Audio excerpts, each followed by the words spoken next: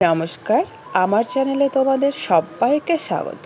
আজকে আমি মাছের ডিমের একটা নতুন ধরনের রেসিপি তোমাদের সঙ্গে শেয়ার করব। আশা করি রেসিপিটা তোমাদের খুব পছন্দ হবে। পছন্দ হলে অবশ্যই লাইক আর শেয়ার করতে ভুলবে না। তোমাদের একটা লাইক আমার ভিডিও বানানোর আগ্রহ কিন্তু অনেকটাই বাড়িয়ে দেবে। চলো দেরি না করে শুরু করি আমার আজকের রেসিপি। গ্যাস অন করে কড়াই বসিয়ে দিয়ে দিলাম বেশ খানিকটা জল। জলের মধ্যে অল্পখানি হলুদ আর একটুখানি লবণ দিয়ে দিলাম। এবার এই লবণ হলুদ জলের মধ্যে দিয়ে দিলাম মাছের ডিম। মাছের ডিমটাকে এখন কয়েক সেকেন্ড ফুটিয়ে নেব। এই ডিমগুলো একটু দানা দানা ভাব চলে আসলেই কিন্তু জল থেকে উঠিয়ে নেব। জলে দেওয়ার সঙ্গে যখন একটু ফুটে গেলে ডিমের ডিমগুলো মাছের দেখবে দানা দানা হয়ে যাবে। এখন কিন্তু একটু ফুটে উঠেছে আর দানা দানা ভাব হয়ে গেছে পোস্তর মতো। এখন জল থেকে উঠিয়ে নিলাম। পুরো ডিমটাকে কিন্তু আমি ঠান্ডা করে নেব।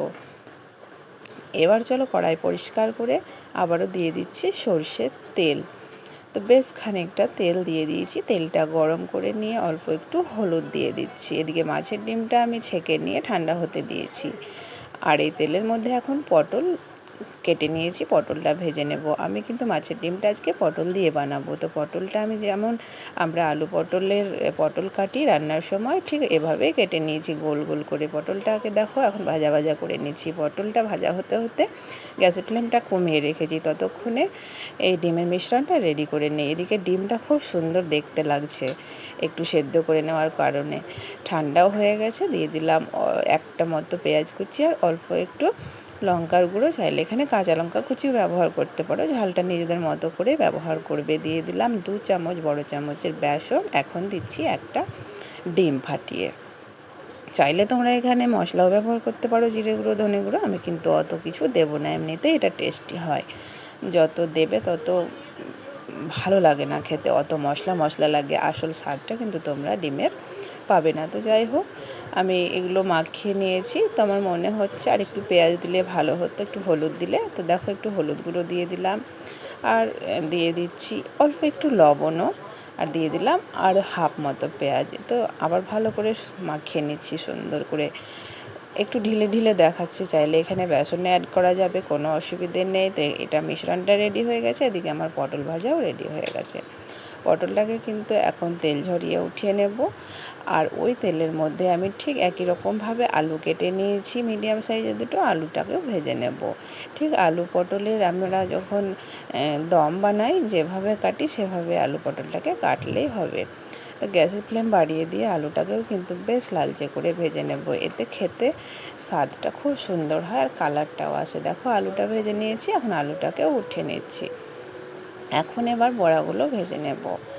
তো ওই তেলের মধ্যে দিয়ে দিচ্ছি আরও বেশ খানিকটা তেল। তেলটাকে গরম করে নিয়েছি। তারপরে গ্যাসের ফ্লেমটা মিডিয়ামে রেখে এখন বড়াগুলো ভেজে নিচ্ছি। বড় করতে চাইলে বড় করবে, নিজেরা নিজেদের মতো করে বড়াটা ভেজে নেবে সাইজটা। তো প্রথম পিঠটা এখন শক্ত হয়ে যাওয়া অবধি অপেক্ষা করব। কিছুক্ষণ পর দেখো আমি উল্টে দিচ্ছি, শক্ত হয়ে গেছে। তারপর তো ভেঙে যাওয়ার কোনো ভয় নেই, যেহেতু ডিম আছে বেসন আছে। একইভাবে নিচের দিকটা শক্ত হয়ে গেলে তারপর উল্টে পাল্টে বেশ মচমচে করে ভেজে নেব। এগুলো কিন্তু খালি মুখেও খেতে দারুণ লাগে। আমি যেহেতু আজকে রান্না করব, এদিকে দেখো বড়াটা বেশ মচমচে করে ভেজে নিয়েছি, উঠিয়ে নিচ্ছি। আর একইভাবে বাকি সব বড়াগুলোই কিন্তু আমি ভেজে নেব। সমস্ত বড়া কিন্তু আমার ভাজা হয়ে গেছে। এবার ওই কড়াই আরও দিয়ে দিলাম সরষের তেল। তেলটা গরম হয়ে গেছে। 2টো তেজপাতা আর একটা শুকনো লঙ্কা, হাফ চামচ মতো গোটা জিরে ফোড়নে দিয়ে দিলাম। খুব সুন্দর করে কিন্তু এই ফোড়নটাকে এখন ভাজা ভাজা করে নেবো, একটা সুন্দর গন্ধ আসা অবধি। আর এখানে আমি 2টো মিডিয়াম সাইজের পেঁয়াজ কুচিয়ে নিয়েছি। ফোড়নটা ভাজা হয়ে গেছে, এখন পেঁয়াজটা দিয়ে দেব। পেঁয়াজটাকেও কিন্তু এখন ভেজে নেব। গ্যাসের ফ্লেমটা একটুখানি বাড়িয়ে দিয়েছি, তাহলে পেঁয়াজটা তাড়াতাড়ি ভাজা হবে। পেঁয়াজটা দেখো ভাজা হয়ে গেছে। এর মধ্যে একটা টমেটো আমি দেব। টমেটোর মধ্যে কিন্তু হলুদ আর স্বাদ মতো লবণটা আমি দিয়ে দেব। ডিমের মধ্যে লবণ দেওয়া আছে, কিন্তু এটা গ্রেভির জন্য লবণটা কিন্তু দিয়ে দিলাম। যদি প্রয়োজন পড়ে পরে আবার দেবো। টমেটোটাকে একটুখানি ভাজা ভাজা করে নিলাম। এবার এর মধ্যে একটা মশলা এড করব। তার আগে জল দিয়ে দিলাম অল্প একটু। মশলার মধ্যে আদা রসুন আর গোটা জিরে বেটে নিয়েছি। আমি কিন্তু এখানে বড় চামচে 2 থেকে 3 চামচ দিয়ে দিলাম। খুব সুন্দর করে এখন কষিয়ে নেব। ঝালের জন্য কোনো লঙ্কা বাটিনি, তাই অল্প একটু শুকনো লঙ্কার গুঁড়ো দিলাম। ঝালটা আবারও বলছি নিজেদের মতো করেই তোমরা দিয়ে দেবে, কমিয়ে বাড়িয়ে। মশলাটা একটু ভালো করে মিশিয়ে নিয়ে ঢাকা দিয়ে 1 মিনিট রেখে দিলাম স্লো আঁচে। ঠিক 1 মিনিট পরে ঢাকাটা খুলে নিয়েছি। মশলাটার কাঁচা গন্ধ চলে গেছে মোটামুটিভাবে। এখন কিন্তু ভেজে রাখা আলু পটলটা দিয়ে দিচ্ছি। এর আলু পটল দিয়ে আবারও একটু নাড়াচাড়া করে নিয়ে আরও 1 মিনিটের জন্য আমি ঢেকে রাখবো। খুব সুন্দর করে মশলাটা কষিয়ে নিতে হবে। যত ভালো করে কষাবে রান্নার টেস্ট আর কালার দুটোই আসবে। 1 মিনিট পরে ঢাকাটা খুলে নিয়েছি। আমাদের এই আলু পটলটা দারুণ সুন্দর কষানো হয়ে গেছে। এবার আমি জল দিয়ে দিচ্ছি। তো যে পাত্রে আলু পটলটা ভেজে রেখেছিলাম সেই পাত্রটা ধুয়ে জলটা দিয়ে দিলাম। তেলটা নষ্ট হলো না। বেশ খানিকটা পরিমাণে জল দিয়ে দিলাম, যেহেতু আলু পটল সেদ্ধ হবে, প্লাস একটু ঝোল রাখবো। তো সেরকম আন্দাজে জল দিয়ে ঢাকা দিয়ে আমি মোটামুটি 3 মিনিট মতো স্লো আঁচে রান্না করছি।